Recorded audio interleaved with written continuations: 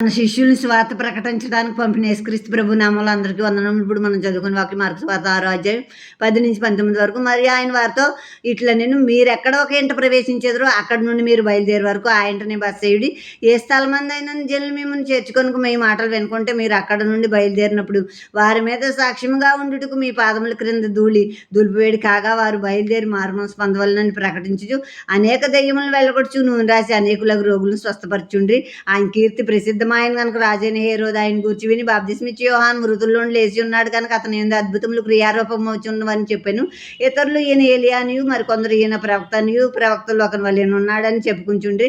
అయితే హేరోదు విని నేను తలగొట్టించిన యోహాను అతడు మృతుల్లో నుండి లేచి ఉన్నాడని చెప్పాను. హేరోదు తన సహోదరుడు ఫిలిప్పు భార్య అయిన హేరోదయని పెండ్లి చేసుకున్నందున యోహాను నీ సహోదరుని భార్యను చేర్చుకున్నట్టు నీకు న్యాయం కదని హేరోదుతో చెప్పాను కనుక ఇతడు ఆమె నిమిత్తము యోహాను పట్టి తెప్పించి చెరసాల్లో బంధించి ఉండెను.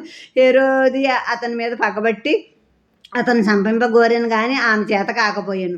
ఇప్పుడు శిష్యులకు చెప్తున్నారు స్వార్థ ప్రకటించడానికి వెళ్ళేటప్పుడు మీరు ఎక్కడ ఈ ఒక స్థలానికి వెళ్ళినప్పుడు అక్కడ యోగ్యులైన వాళ్ళు ఎవరో, దేవుని ప్రేమించే వారు ఎవరో, మిమ్మల్ని చేర్చుకున్న వారు ఎవరో, మధ్యోళ్ళు ఆయంటే ఉండి ఆ చుట్టుపక్కల స్వార్థ ప్రకటించండి. ఇంటింటికి తిరగొద్దు, ఇంటింటికి వెళ్ళి అలా చెయ్యొద్దు, మీరు ఒక చోటే ఉండి స్వార్థ ప్రకటించండి అని చెప్పారు. తర్వాత మీరు ఎవరైతే మీ మాటలు వినలేదంటే ఆ ప్రాంతం నుంచి వచ్చేటప్పుడు ఆ ఊరు ధూళి కూడా పాదాల కంటే ఆ ధూళి కూడా మీరు ధూళిపోయింది. ఆ ధూళి నేను వచ్చినప్పుడు న్యాయాధిపతిగా ఆ ధూళి సాక్ష్యం చెబుద్దాళ్ళ మీద అని చెప్తున్నారు దేవుడు. తర్వాత అనేక దెయ్యాలను వెళ్ళగొడుతూ వెళ్ళారు. నూనె రాసి అంటే రోగుల దగ్గరికి వెళ్ళినప్పుడు నూనె పట్టుకుని వెళ్ళండి. ఎవరైనా ఆ నూనెతో సిలువ గుర్తులేసి ప్రార్థన చేయండి. అప్పుడు ఆ రోగి స్వస్థత పొందుకుంటాడు. అలాగా ఆయన కీర్తి ప్రసిద్ధమైంది. యేసుక్రీస్తు ప్రభు కీర్తి. ఏ రోజు అనుకుంటున్నాడో నేను చంపిన బాప్తిస్మిచ్చి యోహానే మళ్ళీ లేచాడు అనుకుంటున్నాడు. కొందరు అనుకుంటున్నారు ఏలియా అనుకుంటున్నారు. ఏలియా ఇదిగో అందులో ఉంది మలాకి 4:5లో ఉంది ఏలియాని పంపుతానని. కనుక ఏలియాయే వచ్చాడు అనుకుంటున్నారు వీళ్ళు. మోషే అంటాడు నా వంటి ప్రవక్త పడతాడు మీలో అన్నాడు. కనుక ఆ ప్రవక్త అని కొందరు అనుకుంటున్నారు.